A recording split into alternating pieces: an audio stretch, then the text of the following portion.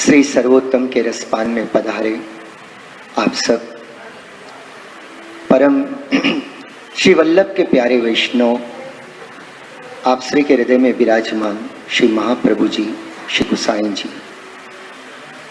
श्री गिरिराज जी के कंदरा में श्रीनाथ जी, श्री यमुना जी, श्री स्वामिनी जी, समस्त ब्रजभक्त जो विराज रहे हैं उन सब के चरण कमल में दंडवत प्रणाम करते हुए मैं भावपूर्वक आपको भी दंडवत प्रणाम करता हूँ।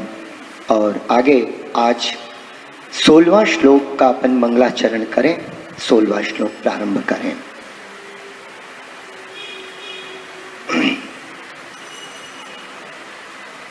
श्री भागवत पीयूष समुद्र मथन क्षमः तत्सारभूत रासस्त्री भावपूरित विग्रह सानिध्यमात्र दत्ता श्रीकृष्ण प्रेमा विमुक्तिदः रासलीलैक तात्पर्य कृपये तत्कथा प्रभः।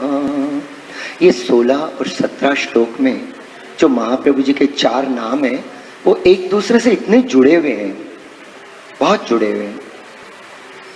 एक जैसे कि एक नाम पर महाप्रभु जी की एक लीला पूर्ण होती है तो दूसरे नाम से वहां से आगे की लीला प्रारंभ हो रही है। ऐसे इन नामों का ये अलौकिक रसात्मक स्वरूप है। अपन ने पिछले स्वरूप में नाम के दर्शन करते हुए देखा कि वैसे महाप्रभु जी सुख सेव्य भी हैं तो महाप्रभु जी दुराराध्य भी हैं, जिन पर श्री वल्लभ कृपा करें। और अगर मैं यूं कहूं कि जिन पर श्री ठाकुर जी विशेष कृपा करना चाहें, हम वल्लभ के गुणगान कब कर सकते हैं? हमारे मुख से वल्लभ का नाम कब निकले? वल्लभ माने ये स्वामी जी का वास्तव में देखा जाए ना तो विशेषण है।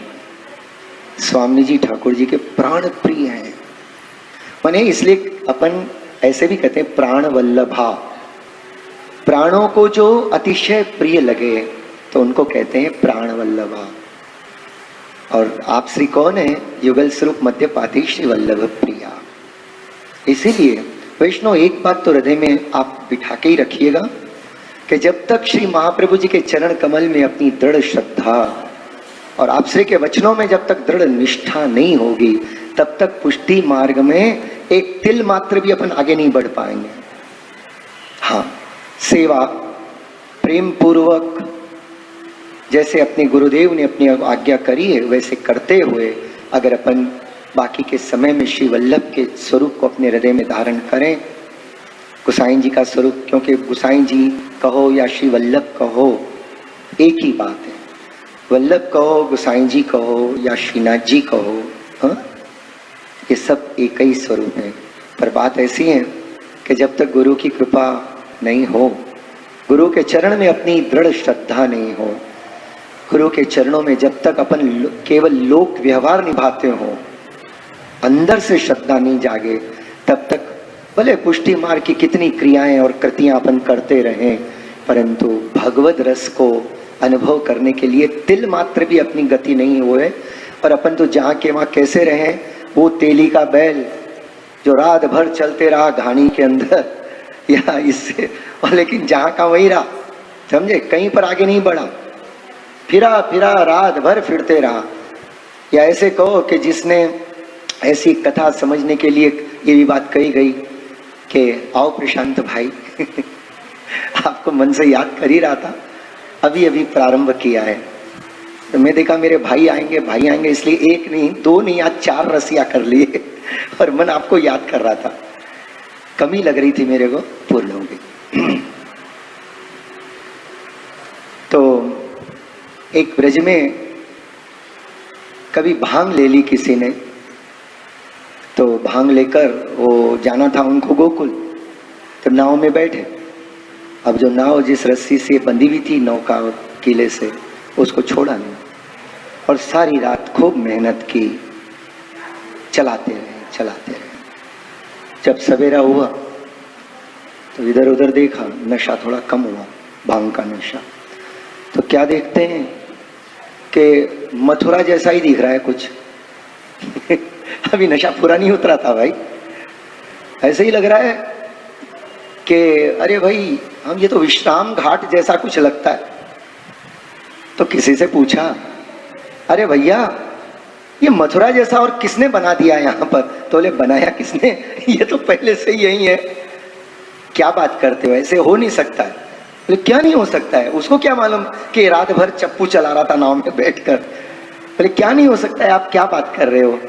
बोले भाई देख, मुझे गोकुल जाना था, रात में मैं भांग वांग पी के खूब मिठाई विठाई खा के बैठ गया नाव में, और सारी रात चलाते रहा। यहाँ से तो सीधा ही रास्ता है, और मैं सारी रात नाव चलाते रहा, तो अभी तक गोकुल नहीं आया और ये मथुरा जैसा आ गया। इसलिए पूछ रहा हूँ ये मथुरा जैसी और किसने बसाया? तो बोले भाई अब नशा वशा भी पूरा नहीं उतरा है क्या, ये तो मथुरा ही है। और तुम भले रात भर चप्पू चलाते रहे, परंतु जो नाव जिससे बंधी थी उस रस्सी को तो आपने खोला ही नहीं। तो ये उनकी बात नहीं है, हमको भी ऐसे कोई ना कोई नशे चढ़े सो रहते हैं संसार के, जिसके कारण हमारे दुराग्रह रूपी रस्सियां खुलती नहीं है और हम जहाँ के वहीं रहते हैं। पिछले साल जहाँ थे, मैं आप लोगों के लिए तो कहने की हिम्मत नहीं करूंगा हो आप लोग तो आगे बढ़ चुके हो श्रद्धा से, और बहुत सचमुच कह रहा हूँ, आपके चरणों में श्रद्धा होती है मेरे को।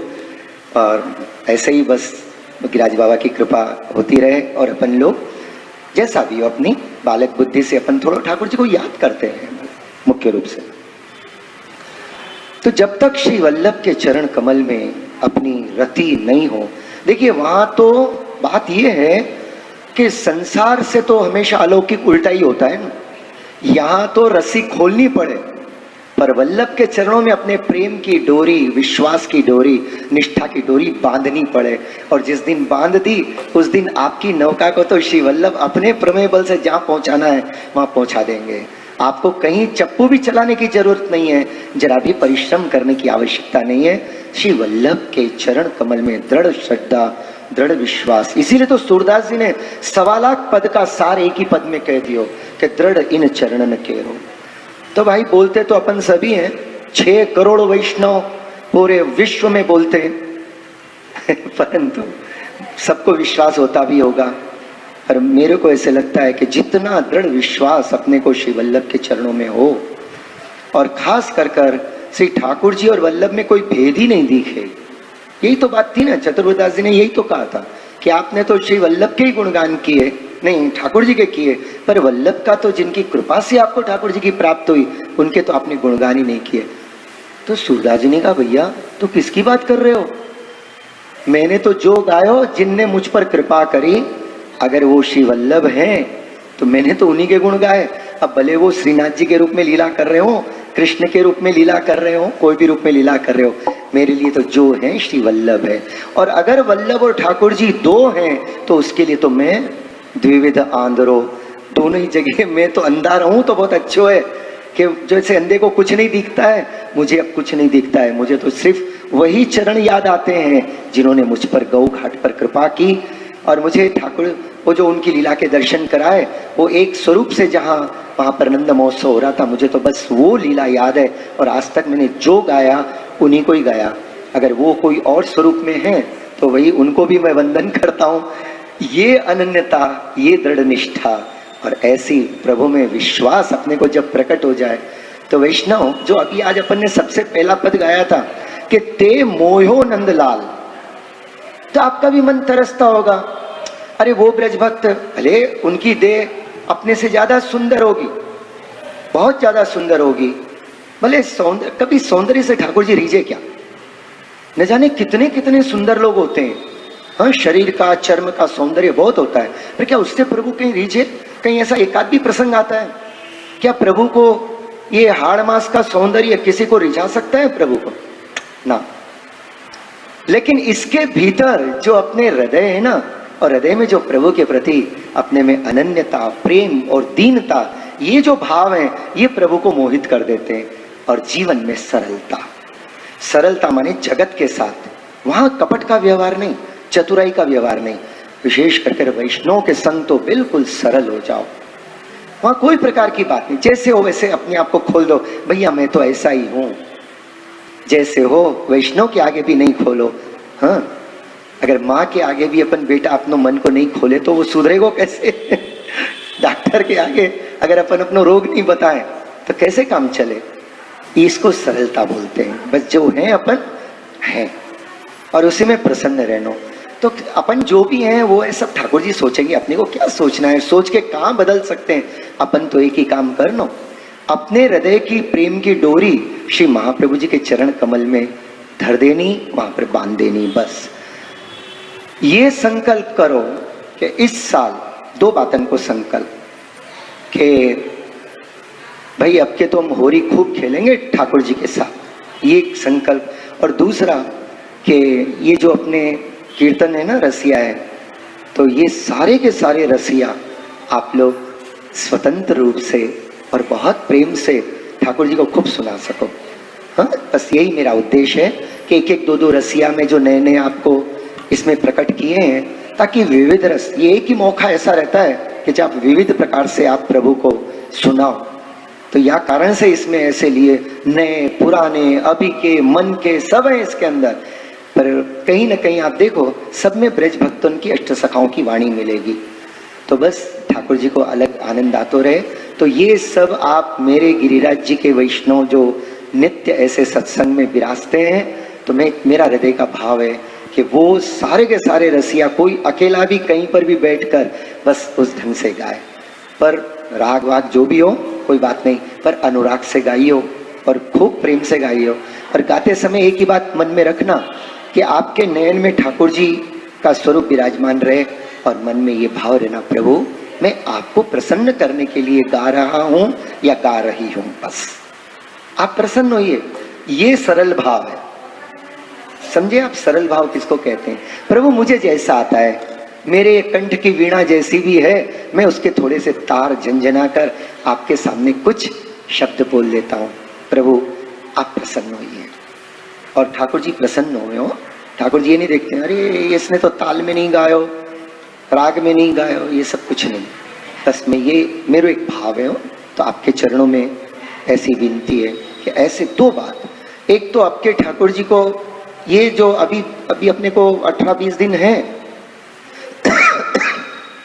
अपने तो एक दिन का और अधिक है डोल, नहीं तो हमेशा एक दिन पहले हो जाता है। बड़ी ये विचित्र बात है, एक दो दिन ऐसी गड़बड़ चलती है, क्यों होती है प्रभु जाने। लेकिन जो भी हो, अब के एक दिन अधिक है। जगत का डोल एक दिन पहले हो जाएगा और अपना डोल अभी चलते ही रहेगा 24 घंटे तक। डोल माने क्या? अपने हृदय को प्रेम से डुलाते रहना, बस झुलाते रहना। इसीलिए तो ठाकुर जी डोल में विराजते हैं, मतलब उसको डोल बोलते हैं।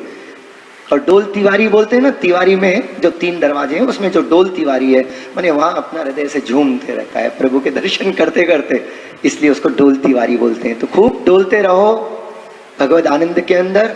और उसका सरल उपाय है श्री सर्वोत्तम जी का रसपान। तो वैष्णव अब अपन आज 41वां नाम का अपन स्मरण करते हैं कि श्री भागवत पीयूष समुद्र मथन क्षमा। पहले नमन करें। श्री भागवत पीयूष समुद्र मथन क्षमाय नमः। श्री भागवत पीयूष समुद्र मथन क्षमाय नमः। श्री भागवत पीयूष समुद्र मथन क्षमाय नमः। ये 16वें श्लोक में महाप्रभु जी के 2 नाम हैं।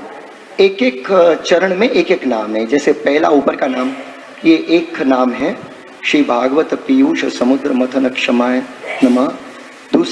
दूसरे चरण में तत्सारभूत रासस्त्री भाव पूरित नमः। ये 2 नाम इसमें 16वें श्लोक में मतलब महाप्रभु जी के प्रकट हो रहे। और अपने क्रम से ये 41वां नाम है श्री भागवत पीयूष समुद्र मथन क्षमा। ये नाम को आज अपन रसपान करें थोड़ा, और फिर कल दूसरे नाम का। कल पधारना हो, कल तो जगत में भी हॉलीडे है, आपके बच्चों को भी हॉलीडे है मेरे ख्याल से जी। अरे हाँ सही, वो सर्वोत्तम जी में ऐसो मन चले जाए सब भूल जाऊं। हाँ, कल गोकुलनाथ जी में रसिया के गुणगान रहेंगे। तो 5 से 7 आप लोग पधारिए। क्योंकि दूसरा जो नाम है ना महाप्रभु जी का, वो इसी भाव युक्त नाम है कि महाप्रभु जी किनके भावों से आप भावित हैं, ये जो ब्रजभक्त अष्टसखा प्रेम से जो प्रभु के गुणगान गाते हैं, उनके हृदय का जो प्रेम है ना, वही महाप्रभु जी के स्वरूप में रोम रोम में भरा हुआ है। ऐसा महाप्रभु जी सबके स्वामी जी हैं, सबके स्वामी हैं, सबके इष्ट हैं, सबके लिए सर्वश्रेष्ठ हैं और सबको प्राण से बढ़ के प्रिय लगते हैं। तो ये जो महाप्रभु जी का 41वां नाम है, श्री भागवत पीयूष समुद्र मथन क्षमा। इस नाम का अर्थ ऐसा होता है, श्री महाप्रभु जी गोसाई जी कहते हैं कि श्री वल्लभ कैसे हैं, तो आप कहते हैं श्री भागवत। भागवत माने भागवत, गोवर्धननाथ। भागवत का दूसरा अर्थ है श्रीनाथ जी, श्री गोवर्धननाथ जी। भागवत माने गोवर्धननाथ जी, समझे, नामात्मक स्वरूप। ऐसे श्री भागवत गूढ़ा नहीं, श्री भागवत पीयूष। पीयूष, पीयूष कहते हैं अमृत को। श्री भागवत पीयूष समुद्र, समुद्र कहते हैं सागर को। मथन क्षमा, उसका मंथन करने में आप ही समर्थ हैं। श्री भागवत रूपी अमृत के सागर का मंथन करने में जो पूर्ण समर्थ हैं। इसका दूसरा अर्थ यह भी होता है कि जिनके बिना आज तक महाप्रभु जी के पहले जितने भी प्रकट हुए, वो भागवत रूपी अमृत के सागर का मंथन नहीं कर पाए। भागवत जी का उल्लेख किया, भागवत जी पे थोड़ा बहुत समझाया, लेकिन उस समुद्र को मंथन आप सब नहीं कर पाए। अब ये समुद्र मंथन की बात जो है, ये नाम का अर्थ होता है। जब अपन ये नाम बोले श्री भागवत पीयूष समुद्र मथन क्षमा, तो अपने मन में ऐसा भाव आवे कि श्री महाप्रभु जी और श्री गोवर्धननाथ जी जैसे गिरिराज जी के शिखर के ऊपर आप हृदय से मिले हैं, तो श्री वल्लभ महा ठाकुर जी के स्वरूप का पूर्ण रूप से अनुभव कर रहे हैं। और करते हुए आपने मधुराष्टक के द्वारा वर्णन किया है, कैसा दिव्य स्वरूप है। श्री महाप्रभु जी कहते हैं श्री ठाकुर जी को, अधरम मधुरम वदनम मधुरम नयनम मधुरम हसितम मधुरम हृदयं मधुरं गमनं मधुरं मधुराधिपते खिलं मधुरं। श्री महाप्रभु जी देखो, ठाकुर जी के सौंदर्य के दर्शन तो सबने किया है, सब कर सके। बहुत ब्रजवासी थे उस समय जो महाप्रभु जी के संग चल रहे थे, और सब देव दमन के दर्शन कर रहे हैं, श्रीनाथ जी के दर्शन कर रहे हैं। श्रीनाथ जी बहुत सुंदर हैं, कोटि कंदर्प लावण्य स्वरूप है, बहुत सुंदर है, बहुत सुंदर सामग्री। ठाकुर जी ने अन्नकूट में आरोगी दर्शन कर रहे, क्योंकि अन्नकूट के दर्शन होते हैं। आहा, क्या एक एक सामग्री सुंदर, दिखने में बहुत सुंदर है, पर जितनी दिखने में सुंदर है उससे भी ज्यादा वो सरस भी है। पर पता कैसे चले? खाली देखने से उसका स्वाद आएगा क्या? ठाकुर जी को महाप्रसाद है, पर क्या देखने से आ जाएगा? तो बाकी का सबका स्टेज क्या है? आप में से कोई एक बहन, वो हमारी जो भोपाल की बहन आई है ना, तो उनको स्थान दे दो, कुर्सी दे दो उनको। आप जो बैठ सकते हो कृपया नीचे बैठ जाओ।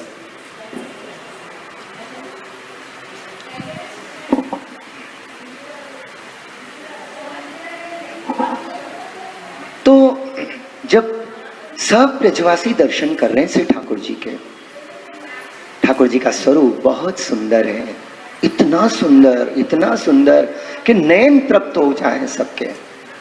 क्योंकि अब तक क्या होता था कि श्री वल्लभ के पधारने के पहले ठाकुर जी आते जरूर थे, दर्शन देते थे, तुरंत छिप जाते थे, चले जाते थे। हर एक को साक्षात ऐसे बहुत देर तक मन भरे तृप्ति पूर्वक दर्शन नहीं होते थे। और ये तो जब से श्री वल्लभ ने आपको पधराए हुए, तब से पधराने के बाद होना प्रारंभ हुआ। तो सबने ठाकुर जी के सुंदरता के दर्शन किए, पर मधुरता के दर्शन अर्थात स्वरूप में जो आनंद है, वो सौंदर्य में जो रस है, इसका अनुभव तो सबसे पहले महाप्रभु जी ने किया, माने स्वामी जी ने किया है। इसका अनुभव कोई सबने थोड़ी किया है। ऐसे ही वैष्णव जो अपना ये नाम चल रहा है, श्री भागवत पीयूष समुद्र मथन क्षमा माने श्री भागवत रूपी समुद्र, ये कैसा समुद्र है? तो बोले अमृत का सागर है। ये अमृत के सागर को श्री वल्लभ के पधारने के पहले, जब श्री वल्लभ के पधारने के पहले बहुत से लोगों ने इसमें थोड़ा इसका रसास्वादन लिया, जरूर थोड़ा अपने ढंग से समझाया, परंतु जैसे इसमें गोसाई जी जो आप श्री का नाम प्रकट कर रहे हैं, इस तरह से किसी ने मंथन नहीं किया जैसे। और महाप्रभु जी के प्राकट्य के जो 3 प्रमुख उद्देश्य थे, उसमें से एक तो ये भी है, श्री ठाकुर जी ने आज्ञा करी, श्री वल्लभ आप भूतल पे पधारो दैवी जीवों के उद्धार के लिए, और साथ ही साथ ये जो हमारे जो श्रीमद् भागवत जी को स्वरूप है और हम जैसा चाहते हैं ऐसा उसका भाव प्रकट करो। ये तो वल्लभ को आज्ञा हुई है, क्योंकि महाप्रभु जी कर सकते हैं, अन्यथा दूसरा कोई नहीं कर सकता, क्योंकि सब माने सरस्वती के पुत्र हैं, और श्री वल्लभ तो साक्षात वाक्पति हैं, सरस्वती के तो पति हैं, साक्षात आप ही हैं। अब मतलब क्या है कि आप ही अपने स्वरूप को जानते हैं, माने ठाकुर जी अपने स्वरूप को जानते हैं, दूसरा तो कोई उतना जान नहीं सकता, जितना आप जनावे उतना ही तो जाने। तो यही कारण तो अब ये समुद्र मंथन की जो बात आई है, यहाँ पर श्री गोसाई जी आप आज्ञा कर रहे हैं और गोकुलनाथ जी महाराज समझा रहे हैं अपनी टीका में। तो यहाँ अपन जानते हैं कि अष्टम स्कंद में, भागवत जी के अष्टम स्कंद में ये लीला आती है समुद्र मंथन की। तो ये तो लौकिक सागर का समुद्र मंथन किया था देवताओं ने और दैत्यों ने, और वो भी भगवान की कृपा से ही हुआ। भगवान कूर्म जी बने, मंदराचल कैसे रख कर जब उनको मंथन किया जा रहा था तो मंदराचल नीचे धंसने लगा, वासुकी नाग को बुलाया गया। तो ये पहले ही कह दिया, ऐसे वासुकी नाग हो और मंदराचल रूपी पर्वत, तो अब ये आए तो डूबने लगे, टीके तो हो ना मंथन। तो फिर सबने प्रभु से प्रार्थना की, देखो प्रभु ने सामर्थ्य दिए हो। तो उस समय फिर प्रभु की कृपा से कूर्म जी बने ठाकुर जी, और उनके पीठ पर मंदराचल को स्थिर कर कर जब वासुकी नाग से मंथन किया गया, एक तरफ देवता थे, एक तरफ दैत्य थे, और मंथन चलने लगा। चलते चलते उसमें से 14 रत्न निकले हैं, 14 रत्न निकले, लेकिन सबसे पहला जो निकला था वो क्या था? विष। समुद्र मंथन में सबसे पहला विष निकला। परम भगवदीय परम वैष्णव श्री शिव जी का आज प्राकट्य का दिन है। समझे, ठाकुर जी के आत्मा को स्वरूप है, और सब देवताओं में, सब तीनों महान देवों में, समझे, उनमें श्री शिव जी ऐसे हैं जिनको थोड़ा ब्रज की रस को चखने का अनुभव हुआ है, भगवान ने सुख प्रदान किया है, थोड़ा इनको मिला, बाकी सबको नहीं मिला है। दूर से थोड़ा देखते हैं, ऊपर से पुष्प वृष्टि कर देते हैं।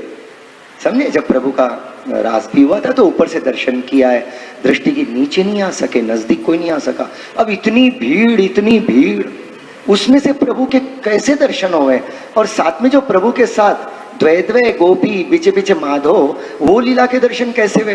पर जितना भी हुआ उसी में इतने आनंद से भर गए कि कई युगों तक आनंद से भरे रहे कि प्रभु का रास हुआ था। और एक दिन का भगवान की, वो प्रभु की एक दिन की लीला थी जो सुखदेव जी ने गाई है। सुखदेव जी ने तो एक दिन की लीला गाई थी श्रीमद् भागवत जी के अंदर। तो जब ये समुद्र का मंथन किया तो उसका, क्योंकि पहला जो अब इसको रत्न तो नहीं बोल सकते हैं, पर देखो क्या क्या निकला लौकिक समुद्र में से। हाँ, फिर मैं आपको अलौकिक समुद्र या भागवत जी की बात बताऊं ताकि जरा थोड़ी ये समझ में आवे ना। जैसे कभी कभी क्या होता है, कोई बहुत दूर की चीज बतानी होती है, वो चंद्रमा बहुत दूर है, उसको ऐसे बताना पड़ता है। तो कैसे बताते हैं? देख देख देख, बच्चे को बताते हैं, वो झाड़ है ना, वो झाड़ की टहनी के ऊपर है देख चंद्रमा, माने थोड़ा सा जो निकट उसको समझ में आए ऐसे अपन बताते हैं। तो इसी तरह अलौकिक अमृत का सागर क्या होगा उसको समझने के लिए जरा ये लौकिक समुद्र को समझ लें तो अलौकिक समुद्र अमृत क्या हो सकता है।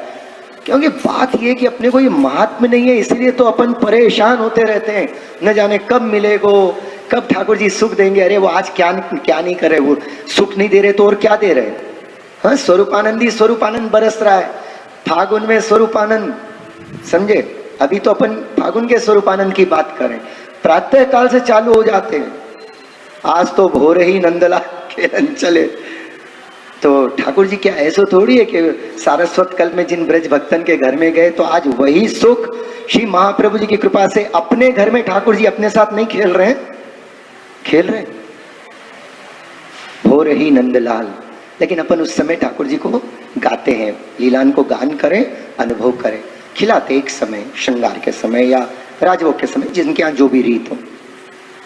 तो लौकिक समुद्र में से मंथन करने के बाद सबसे पहले तो जैसे भी शायद अपन कुछ भी मंथन करें तो पहले कचरा बाहर निकलता है लौकिक में, और प्रेम रूपी दही को मंथन करो तो उसका सार मक्खन निकलता है। श्री भागवत रूपी अमृत कैसा है, दूध रूपी प्रेम रूपी अमृत सागर को मंथन करो तो उसमें से माखन निकले। लेकिन अगर और कोई चीज को मंथन करो तो पहले कचरा निकले। तो कहने का मतलब है कि संसार, ठाकुर जी कहते हैं कि भाई ये जो संसार है ना, दुखालय है। ये संसार दुख का ही स्वरूप है। वैष्णव, संसार से अगर सुख चाहेंगे अपन, समझे, तो हमेशा धोखा खाएंगे। संसार से तो सुख चाहने के लिए निरपेक्ष हो जाइए। संसार में रहने का जो एक चांस दिया है ठाकुर जी ने, भाई कुछ भी कारण से रहना है, अभी रह रहे हैं अपन, तो यहां तो बस सबकी सेवा करने का एक मौका है आपको, समझे। संसार की सेवा कर कर संसार को सुख दो निष्काम भाव से, और कर कर भी अपने को कोई सुख नहीं लेना है, बस संसार में तो कर्तव्य का पालन करना है। तो उसमें क्या अनुभव होता है मालूम है। तो बहरहाल जब ये समुद्र का मंथन हुआ तो सबसे पहले उसमें से विष निकला, और विष जब निकला तो सब चलने लगे, सबके चित्त किसी के ठिकाने नहीं रहे, सब हाय हाय करने लगे। बोले महाराज ये आपने तो कहा था अमृत निकलेगा इसमें से, लेकिन ये क्या निकला। अमृत ऐसा थोड़ी होता है, ये तो हम तो इसको इतनी दूर से हैं लेकिन हम तो जल रहे हैं, हमारे हृदय में और हमारे तो रोम रोम जल रहे हैं। तो भगवान ने कहा भाई ये जो विष है ये तो हलाल विष है, इसको पचाने की सामर्थ्य शिव जी के सिवाय किसी में नहीं है। अरे वो तो लोक कल्याण, शिव का अर्थ ही ये होता है, वो कल्याण करते हैं। पुरुषोत्तम सहस्त्र नाम के चौथे स्कंद में महाप्रभु जी कहते हैं, ठाकुर जी के कल्याण की सामर्थ्य बताते हुए कि कोटि शिव पर करोड़ों शिव जी की तरह जो कल्याण करते हैं। तो शिव जी माने जगत का कल्याण करने के लिए प्रकट हुए हैं, और वो कल्याण ही करते हैं। शिव का अर्थ यही होता है, जैसे वल्लभ का अर्थ है कि प्रभु के प्रिय, ऐसे शिव का अर्थ है कल्याण करने वाले। तो भगवान ने कहा कि वो जगत का कल्याण करते हैं और उनको याद करो। तो याद करते ही वो प्रभु की सेवा में आए, प्रभु को वंदन किया। भगवान ने संकेत कर दी। भगवान क्यों कहे शंकर जी को कि तुम जहर पियो तो भगवान ने संकेत किया, दैत्य और देवता दोनों आए, आकर प्रभु से निवेदन करें, प्रभु आपका तो स्वरूप ही अलौकिक है, आप तो जगत के सारे त्रिताप का कर लेते हो। शंकर जी मन में विचार करते हैं कि हाँ भाई ये तो इसलिए सामर्थ्य आई कि नंद भवन को भूषण माई वहीं पे रहते। हाँ, शिव को शिव, ये तो शिव के भी शिव हैं, शिव को धन है, शिव को धन संतन को सर्वस्व, महिमा वेद पुराणन गाई। अपने हृदय में परम धन रूपी प्रभु को और उनके प्रेम को अहर्निश बसा के रखा है। शिव जी की यही विशेषता है। अपन समझते हैं कि भाई शिव जी धतूरा लेते हैं, भांग पीते हैं, ये तो सब लोग भ्रमित होकर ऐसी बातें करते हैं। भाई वो तो एक ऐसा अलौकिक नशा करते हैं भगवत स्मरण का और भगवत प्रेम का और भगवत नाम का, बस उसी में चखे रहते हैं, बिल्कुल डूबे रहते हैं। इसलिए वो ज्यादा इधर उधर देखना भी नहीं चाहते हैं, वो जो आता है उसको दे देते हैं। इसलिए उनको प्रेम से लोग भोलेनाथ बोलते हैं, पर वो भोले नहीं है, चतुर शिरोमणि है। भोले इसलिए अपना टाइम वेस्ट नहीं करते कि क्या होना तेरे को ले ले, अब तू तेरी जाने हो, तेरा हित हो के अहित हो मैं नहीं जानता, तुझे जो चाहिए ले ले, इसलिए लोग उनकी आराधना करते हैं। खैर आज का ऐसा कुछ प्रसंग आ गया कि सबने प्रार्थना की, भगवान शंकर ने मन में विचार किया कि ये प्रभु की सेवा है। अगर जगत का ताप थोड़ा सा भी निवृत्त होता है तो भाई इससे प्रभु प्रसन्न होते हैं। प्रभु कभी नहीं चाहते कि जगत में लोग दुखी होवें। कर तो सब कुछ दिया है, परंतु थोड़ा तो अब अपने को भी प्रयास करना चाहिए ना। तो अपन करते ही काम सब उल्टे पलटे हैं और सब चाहते हैं कि हमेशा हमको सुख मिले। तो भाई कर्म प्रधान जगत करी राखा। खैर जो भी हो, तो शंकर जी ने विचार किया कि मैं हलाहल विष पी जाता हूँ। कहते हैं पार्वती जी भी थी, तो पार्वती जी से पूछा, तो पार्वती जी जानती हैं कि मेरे पति ऐसे अलौकिक सामर्थ्य वाले हैं, तो उन्होंने मौन संकेत किया है। ऐसे गृहस्थ का धर्म है कि जो भी कार्य करें अपने पत्नी से सम्मति लेकर करें, एक दूसरे की राय लेकर करें। ये धर्म है, क्योंकि 7 वो वचन लिए थे ना, जब निभाए थे ना, 7 वचन दिए थे, मैं जो भी करूंगा, क्यों सुमित भाई, पूछ के करूंगा। तो ये कोई गुलामी नहीं है। अरे लोग तो आजकल स्वतंत्रता की बात करते हैं स्त्री जनों के। अपना शास्त्र तो पहले से इस स्वतंत्रता की बात क्या, उनको पूज्य बना के रखा है। पहले वही पूज्य हैं, उनकी शक्ति है, वो आद्य शक्ति है, सब में छिपी हुई है, पहले वही। इसे जिनके भी नाम देख लो, सब उन्हीं के नाम से होता है। राधा कृष्ण बोलते हैं, कृष्ण राधा नहीं बोलेंगे, समझे। लक्ष्मी नारायण बोलते हैं, शिव पार्वती शिव बोलेंगे, रमा लक्ष्मी बोलेंगे, सब ऐसे इस प्रकार से पहले उन्हीं का ही नाम है। बहुत सम्मान है अपने भारत के अंदर। ये तो ब्रिटिशर्स ने साले दिमाग खराब कर दिए। अब जो बहनें भोले भाली थी वो भी, अरे हम तो बड़ी परतंत्र हो गई, इसलिए चलो अपने को तो स्वतंत्र होना है। अरे नहीं, स्त्रीजन कभी स्वतंत्र नहीं रहे हो। वो तो अपने बाल्यावस्था में पिता के अधीन रहे। माने अधीन का मतलब कितना प्रेम करते हैं पिता लोग अपने पुत्रियों से, कितना प्रेम करते हैं, एक पल भी उनको दुखी नहीं होने देते। हाँ, बाद में अपने पति के अधीन। अधीन का मतलब ये समानता है, कोई गुलामी नहीं है, स्नेह का भाव है, समझे। हर पति के मन में एक ऐसा आदर का भाव रहता है। और भाई बड़े हो जाएं तो फिर पुत्र के अधीन, माने पुत्र के साथ रहना चाहिए, पुत्र की आज्ञा की, ऐसे शास्त्र कहता है। तो आपने पार्वती जी से पूछा और उसके बाद उस हलाहल विष को आप पी गए, परंतु आपने विचार किया, आपका भी कंठ थोड़ा तो ऐसे जलाई होगा, पर आपके हृदय के अंदर प्रभु विराजते हैं, प्रभु का नाम विराजता है और ये अमृत स्वरूप है। आपने विचार किया कि अगर इसको मैं नीचे ले जाता हूं तो यहाँ प्रभु को परिश्रम होता है, और अगर बाहर अगर उगलता हूं तो जगत परेशान होता है। तो आपने क्या किया, आपने ऐसी सामर्थ्य थी कि उस विष को अपने कंठ में ही रख लिया और आज तक यहीं रखा है। उसका केवल इतना ही प्रभाव हुआ कि उनका कंठ नीला हो गया और उनको एक नाम की विशेषता हो गई और सब लोग भगवान शिव को नीलकंठ कहने लगे। उन्होंने कितना बड़ा परोपकार किया है भाई, जगत में जीना सिखाया।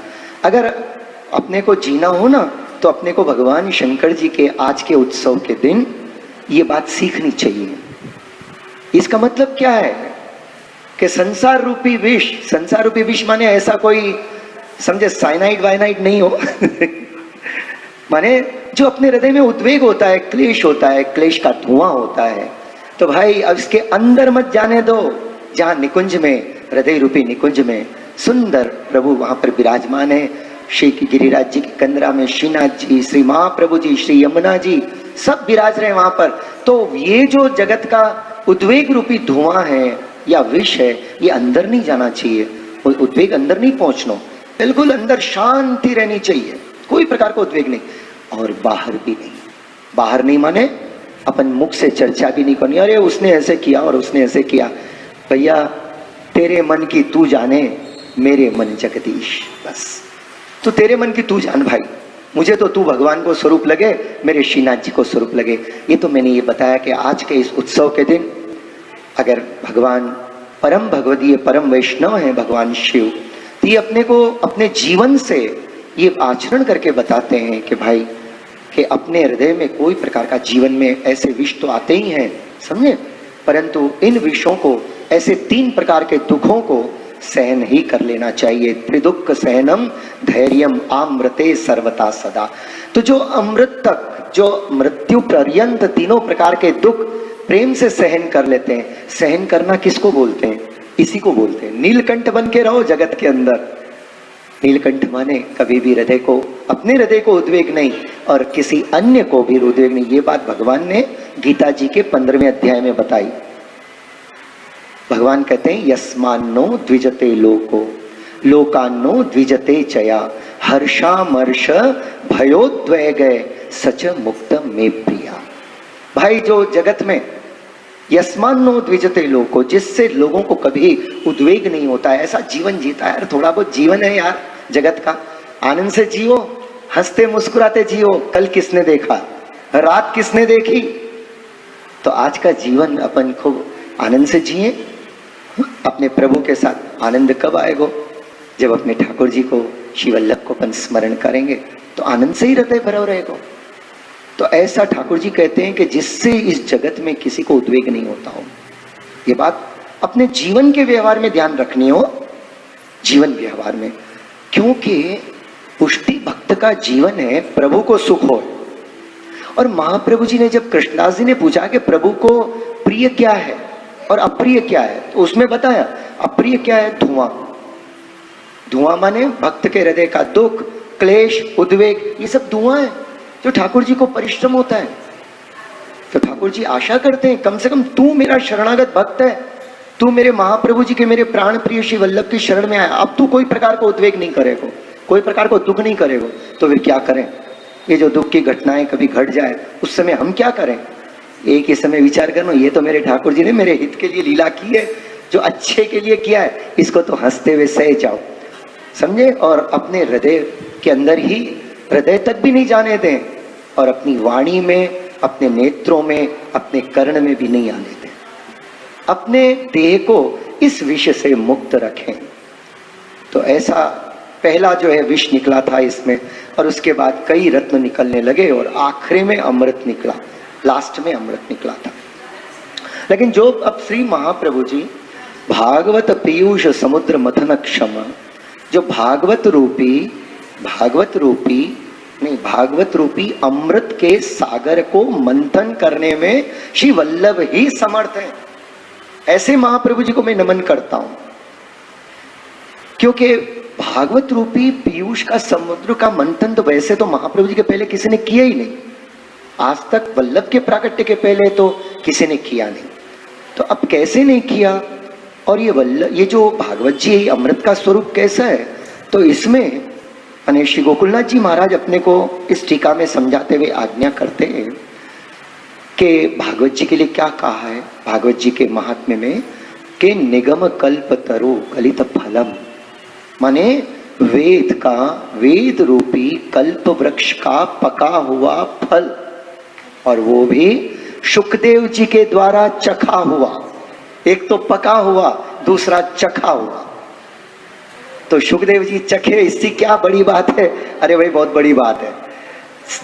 जगत में जब साधारण भी अगर मान लो आम का या जाम का या कोई फल का वृक्ष होता है, पर इनको आम जाम बहुत अच्छे लगते हैं, पोपट समझे, जाम का बहुत प्रेमी है जाम और आम का, कच्ची कैरी का।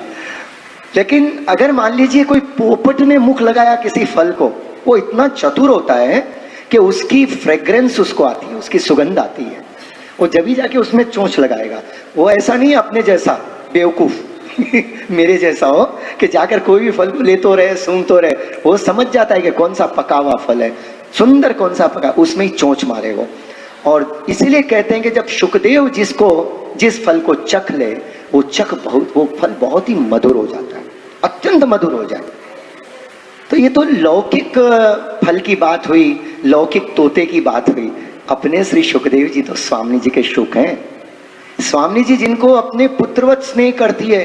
और ठाकुर जी जब गोचारण के लिए बाहर पधारे तो इनको पास में लेके बैठती हैं, इनके माथे पर ऐसे पुत्र की तरह स्नेह करते हुए। और देख प्यारे शुक, ठाकुर जी ने ऐसे कृपा की, ठाकुर जी ऐसा सुख प्रदान करते हैं। पर शुकदेव जी के स्वरूप में भी मैं आपको बताऊं, यहाँ अष्टसखा की बात और शुकदेव जी के तुलना में महाप्रभु जी निरोध लक्षण ग्रंथ में कहते हैं कि जो सुख श्री वल्लभ की कृपा से, ने प्रभु की कृपा से अष्टसखान को प्राप्त हुआ, ऐसो अधिकार तो शुकदेव जी को भी नहीं मिले। क्योंकि शुकदेव जी ने जो गायो है, अगर पूरा चरित्र अपन देखते हैं तो सुखदेव जी ने कैसे गाया, सुखदेव जी को कैसे प्राप्त हुआ है, तो जरा मैं थोड़ा आपको भागवत जी का यह स्वरूप बताऊं तो अपने को जल्दी समझ में आएगा।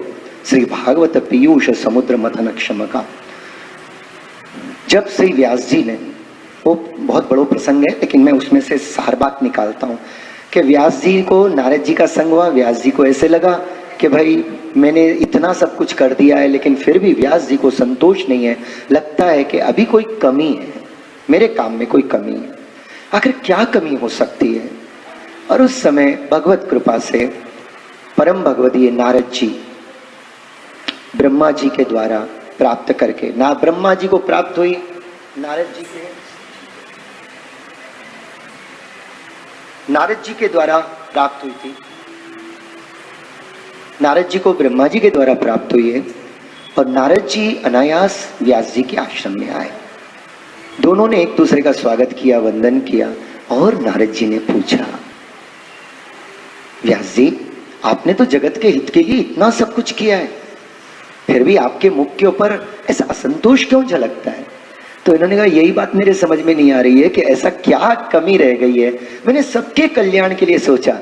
नारद जी इसी समय भागवत जी के रस में डूबे हुए थे, तो उन्होंने कहा पर आप ये बताओ, परमहंस संतों के लिए जिनको इन सारे धर्म की भी कोई आवश्यकता नहीं है, उनके लिए आपने क्या प्रकट किया है। शुद्ध रसात्मक ऐसी माने प्रभु के शुद्ध गुणगान निष्काम भाव से, क्योंकि आपने गाए जरूर है लेकिन धर्म के रूप में गाए हैं, धर्मी के रूप में नहीं गाए। धर्मी के रूप माने वही सर्वस्व है। कहते हैं भाई साधन बताते बताते वो भगवान के स्वरूप की, भक्ति की, ज्ञान योग, कर्म योग, भक्ति योग की भी कभी कभी प्रकट करते हैं, लेकिन ऐसे एक साधन माना उसको, भगवान की भक्ति को परम फल नहीं माना। ये कमी रही व्यास जी के अंदर। नारद जी ने उनको ये बात समझाई और उनके हृदय में भी ये बात आई। और वाकई बाद उन्होंने ध्यानावस्था में प्रभु की उन लीलाओं का साक्षात दर्शन किया और फिर वो समाधि के अंदर जो दर्शन किया है वो अपने भागवत जी के रूप में आपने प्रकट किया। और उस समय थोड़े दिन के बाद ही, अब प्रकट तो कर दिया, लिख तो दिया, पुस्तक सुंदर प्रकट कर दियो, जैसे प्रभु ने अनुभव कराया ऐसे कर दिया, पर खुद बाँचो नहीं, खुद अनुभव नहीं किया। लगा कि प्रकट करने से इतना संतोष हुआ, इतना आनंद आया, क्या अलौकिक है। अपनी जैसी स्थिति कि कोई पुस्तक लाके घर में रख लेते हैं, कभी पढ़ेंगे 2-4 साल के बाद, अभी क्या गड़बड़ है। तो यही स्थिति रही।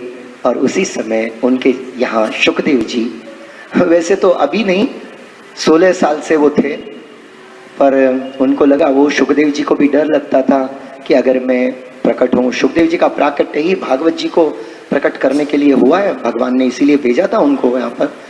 तो उनको ऐसे लगा कि मैं अगर जगत में जाऊंगा, देखो गोलोक धाम में रहते हैं पर कितना डर रहे हैं माया से, वी आर वेरी स्ट्रांग अपने को डर नहीं लगता है नहीं माया से, अरे ये बहुत हैरान कर देती है, लेकिन अपने को नहीं करेगी, अब नहीं कर सकती है। जो सर्वोत्तम जी के रस में डूबा है उसको माया तो वंदन करके दूर खड़ी रहेगी, ये मेरा भी विश्वास है। उसके पास माया नहीं फटक सकती है, अन्य माया जगत को बहुत नचाती है। और भगवान ने भी कहा मेरी माया बहुत प्रबल है, इसको जीतना या वश में करना बहुत कठिन है, पर जो मेरी शरण में आ जाते हैं उसको माया कुछ नहीं करती है।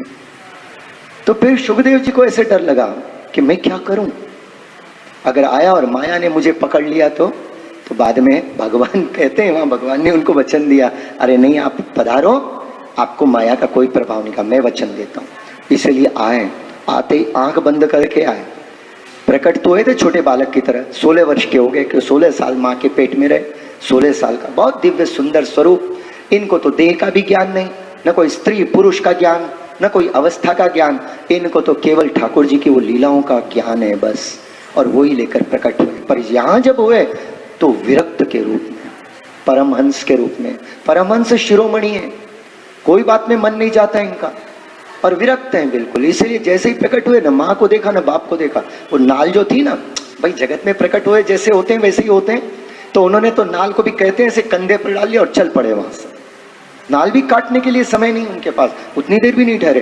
व्यास जी को लगा इतना श्रेष्ठ पुत्र, कम से कम मैंने इतना बड़ा धन प्रकट किया, पर उसके लिए योग्य पात्र तो चाहिए, और ये एक योग्य पात्र प्रभु ने दिया, पर ये तो बैठते ही नहीं है 5 मिनट, तुरंत चले गया। और व्यास जी उनके पीछे पीछे और दूर तक गए, हा पुत्र पुकारने लगे, परंतु सुखदेव जी ने कोई जवाब नहीं दिया है।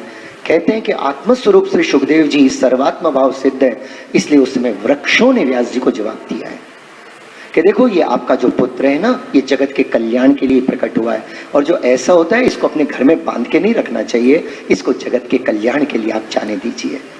व्यास जी अपने मन को मार के दबा कर कैसे ही करके आए, पर मन में से वो बात नहीं निकलती है। कितना योग्य है ये बात मन में से नहीं निकलती है उनके। अब व्यास जी का ये स्वरूप, ये जो प्रॉब्लम है, ये ठाकुर जी ने कैसे दूर किया, अपन कल देखते हुए श्री भागवत पीयूष समुद्र मथन क्षम का ये नाम का अपन दर्शन कल, इच्छा तो है पूर्ण करेंगे, पर जैसे श्री ठाकुर जी कराएंगे ऐसे करेंगे। कल शाम में